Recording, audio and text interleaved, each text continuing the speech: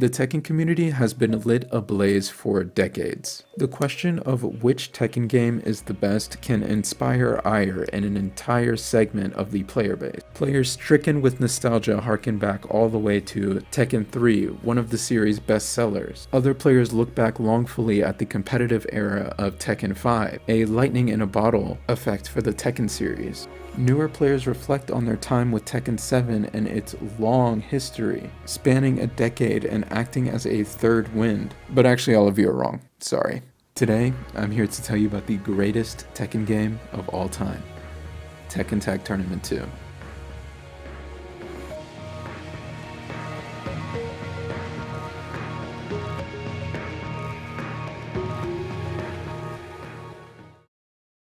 Oh, to be alive in 2012. The marketing campaign for Tekken Tag 2 was unforgettable. From Snoop Dogg to suspiciously aged Tekken girls, the rollout had it all, and the hype within the community was palpable. Videos like the cinematic opening garnered millions of views as it enhanced the visuals of an already beautiful series. The nearly 2 years of arcade footage wasn't enough to prepare for the release of Tag 2. It honestly was a truly magical time to be a Tekken fan. This is 100% no debate the greatest Tekken roster to date.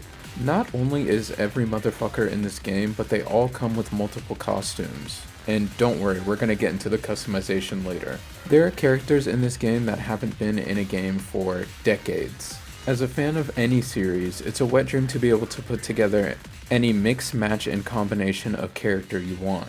The stages are also beautiful. They're quite spacious, still being interactable, even interplaying with the tag system. This game has some of my favorite stages too. I mean, nothing can top Tekken 4, I don't think, but it certainly helps that the tag games featured revamped stages from older titles too. And it's not just one-for-one copies. While the pool stage resembles the Tekken 5 stage, it uses a revamped version of Tekken 1's Fiji theme.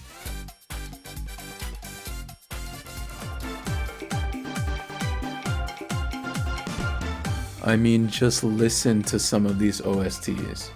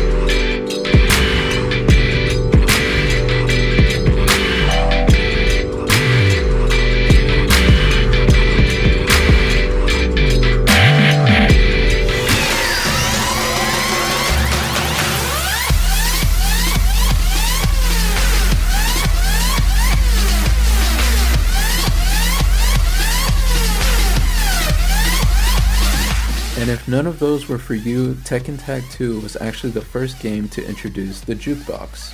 All of the old soundtracks for free on whatever stage you want. This was actually kind of a game mode in and of itself. I remember as a kid spending time in the jukebox, trying to pick out the perfect soundtrack for the occasion. Maybe it just itches the musician part of my brain, but obviously it appealed to other people since it's been there in every installment since. Tag 2 doesn't skimp out on the modes either. There are several modes like Time Attack, Team Battle, 2v2, 1v2, 1v1, 4v4, both offline and online, and Ghost Battle, which actually feels good in comparison with Tekken 8. Ghosts will actually block and whiff punish you, they have actual combos, they can Korean backdash, they play quite close to a real player. I noticed this going back and playing Tekken 5. Ever since Tekken 7, the ghosts have been I think the dumbing down was to make the mode more appealing to new players, but I shouldn't be able to completely close my eyes when I fight them. Of course, I can't mention modes without mentioning the Fight Lab. If you've never played it, you work alongside Violet, which is Lee's alter ego, while he develops Combat, a Tekken 4 character that ostensibly worked as a Mokujin pilot swap. However, in this game, Combat is a completely custom character. You can pull moves and frames from other characters to create your ultimate fighter. There's so much to do in this game that despite my many hours over the years, I haven't dove much into this mode. But I know there definitely was people that did. I would see them online in ranked, optimizing their combat and refining their move lists. Okay, enough. I am a Lily main. I will try to make this section short, but unironically I could spend 7 hours in customization a day. While you're out there practicing your wave dash, I'm in the real ranked mode, okay, buddy? No other Tekken game, no other game has touched the perfection of Tag 2. There simply has never been a customization mode as good as this. And the best part? It's all free. And I know this is surprising because in Tekken 8, Harada is using your kidney as collateral. Hair was divided into individual pieces, so you can almost make your own custom wig. Of course, you can mix and match default pieces with customization pieces, further expanding customization options. It runs in stark contrast to Tekken 8 where 70% of the items are reused assets. Tag 2 also had decals. You could think of them as stickers you could place on top of clothing, and while that sounds insignificant, it could completely change a custom. Even if a piece of clothing didn't fit exactly what you needed, you could get creative with decals to imitate things like cutouts or gloves. Oh yeah, interactive customization items like the Angel Halo were also in this game. It was cool having items do more than just statically shoot in a straight line. I'm pretty sure it's the first game to have a color slider too, so the colors weren't preset. In Tekken 5 and 6, I enjoyed the customization, but it felt additive, especially in 5. In Tag 2, it felt like they really took their time to get it right. It's safe to say Tag 2 has the most unique combos in the series. I have a memory of Eris and Rip discussing the game after Tekken 7 came out, and they said that Tag 2 was a game with infinite depth, and that we were really only cracking the surface of it by the time Tekken Revolution released. The movement in this game is so amazing. It's super free-feeling and fluid, particularly the sidestepping. You can easily sidestep around wake-up kicks for a full launch if you get the read. You can move around throws and strings and consistently get punishes. Unlike Tekken 8, there's a lack of overwhelming 50-50 options, with any 50-50s having been deserved either through movement or frame advantage granted by a slow move. Since there's less 50-50s, there's more varied play as character identity is higher. Lee feels like Lee, Nina feels like Nina, and oh, does Lei feel like fucking Lei. In general, older games had high reward counter hit options, and Tekken Tag 2 is no exception. There are so many moves they removed counter hit properties from that I don't even remember. It makes it harder just to throw out random moves, and there's mind games to just moving around. Things are more difficult too. Tighter timings, harder inputs, less airtime in combos. It's a game where you have to be on top of your shit at all times. There's a very noticeable labor and love in the animations. There are like 78 characters in this game, and the devs and animators still went through the time to make custom throws like this.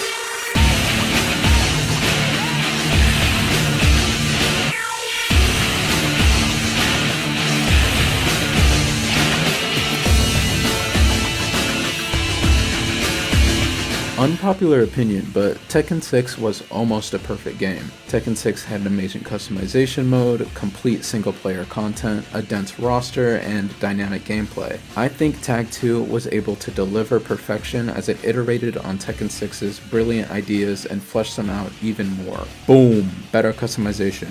Boom! Larger roster. Boom! New modes. Tekken Federation was revolutionary. And no, not in the way Blizzard says revolutionary and then destroys their game, but like actually revolutionary.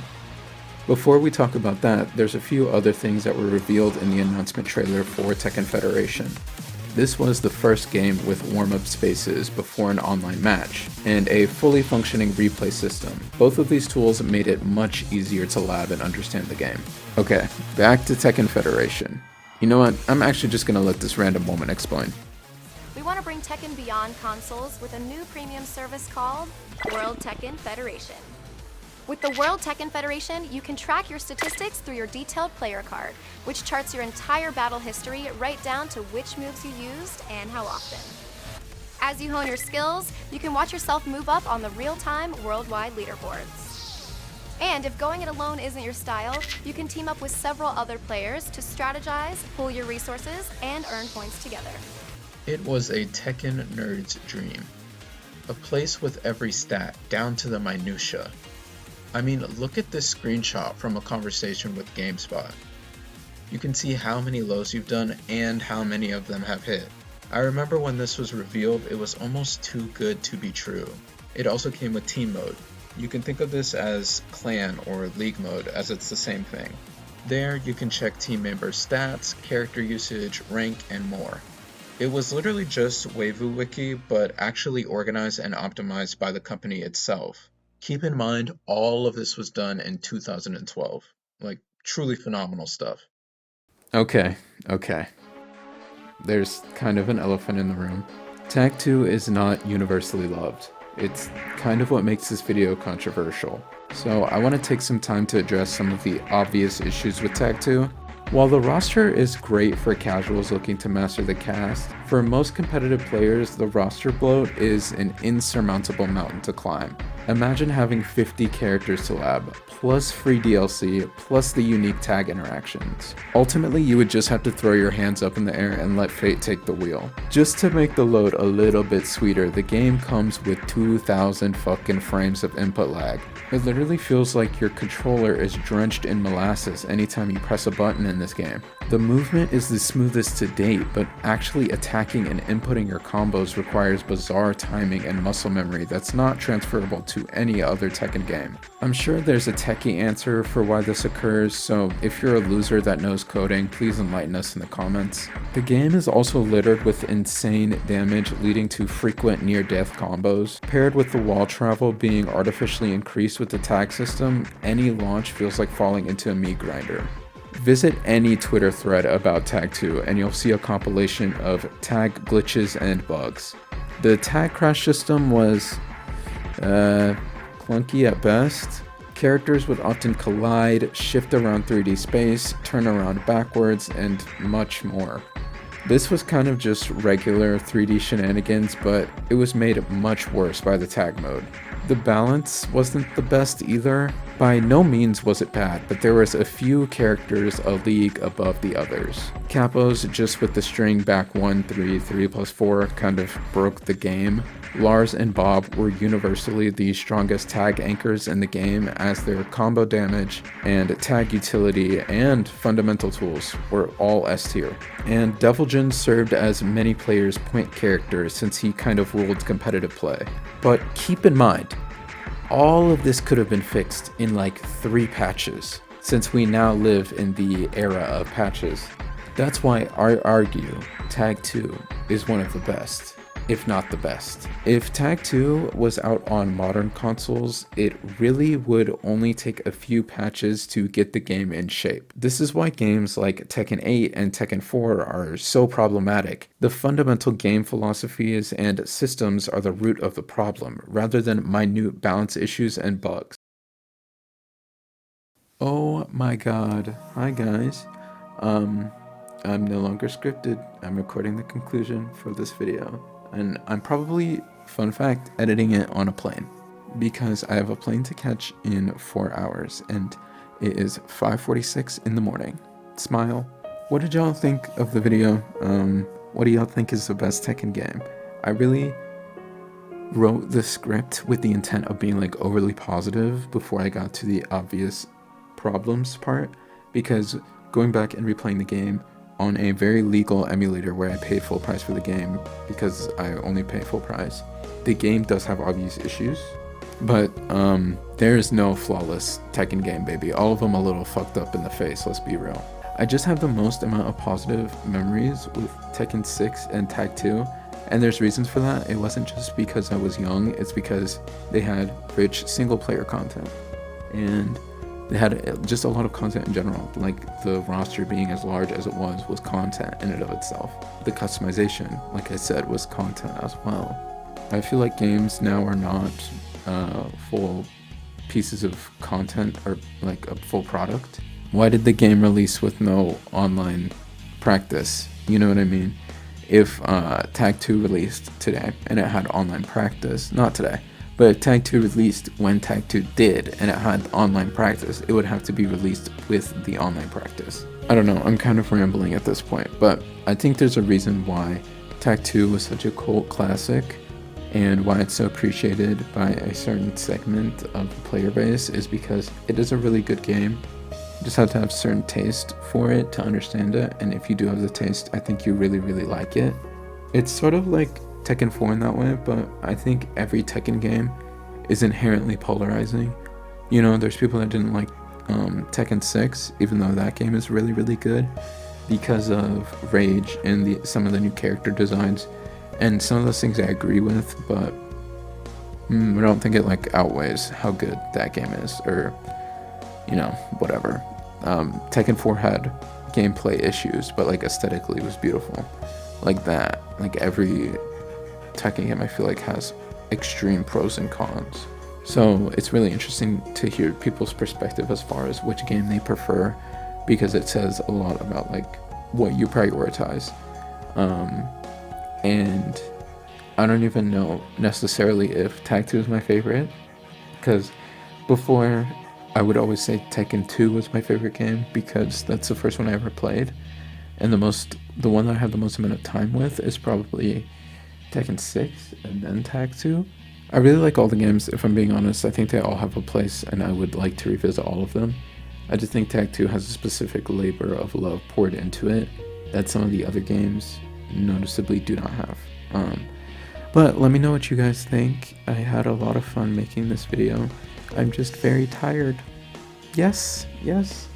I will see y'all in my next video. I don't know what it's gonna be. Maybe it's nothing.